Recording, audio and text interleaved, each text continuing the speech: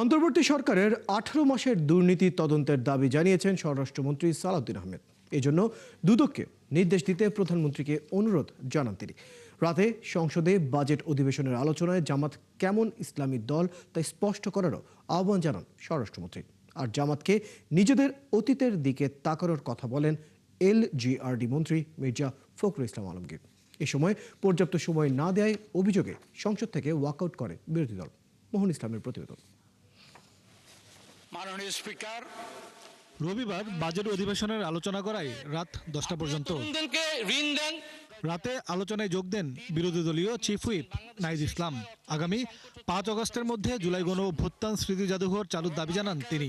এই ধরনের অর্থ পাচারকারীদের বিরুদ্ধে ব্যবস্থা নিতে হলে নতুন আইন লাগবে এবং তাদের সম্পদ অথবা তারা যে সকল সম্পদ দেখিয়ে ঋণ নিয়েছিল সেগুলোকে জাতীয়করণ করা প্রয়োজন। মাননীয় স্পিকার, জি মাননীয় বিদ্যুৎ মন্ত্রী। এরপরেই 320-তে বিবৃতি দেন বিদ্যুৎ মন্ত্রী। দেশে চলমান বিদ্যুৎ সংকট নিয়ে বিস্তারিত জানান তিনি। বিভিন্ন জায়গায় লোডশেডিং দিতে হচ্ছে এবং ঢাকাতেও লোডশেডিং দিতে হবে। আমি এই মহান সংসদের মাধ্যমে জনগণের কাছে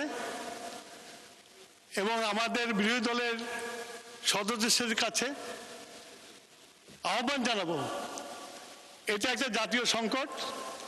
আসুন আমরা সবাই মিলে এই সংকটটা উত্তরণ করার জন্য ঐক্যবদ্ধভাবে চেষ্টা করি। আলোচনায় অংশ নেন স্বরাষ্ট্রমন্ত্রী।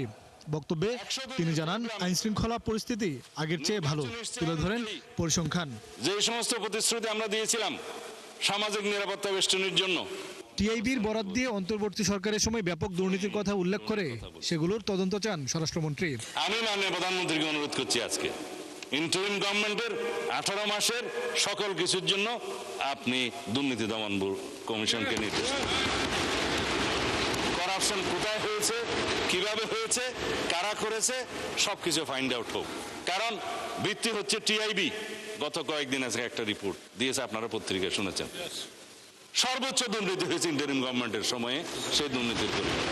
জামায়াতে ইসলামী কেমন ইসলামী দল তা জাতির কাছে স্পষ্ট করার আহ্বানও জানান তিনি।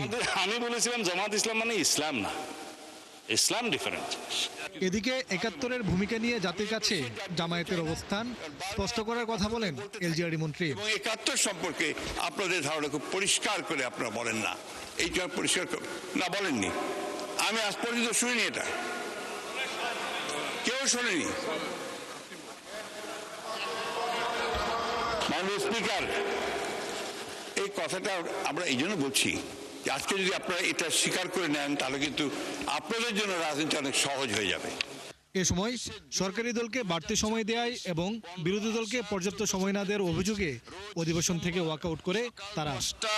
30 মিনিট অর্থাৎ। মোহন ইসলাম, 71, ঢাকা।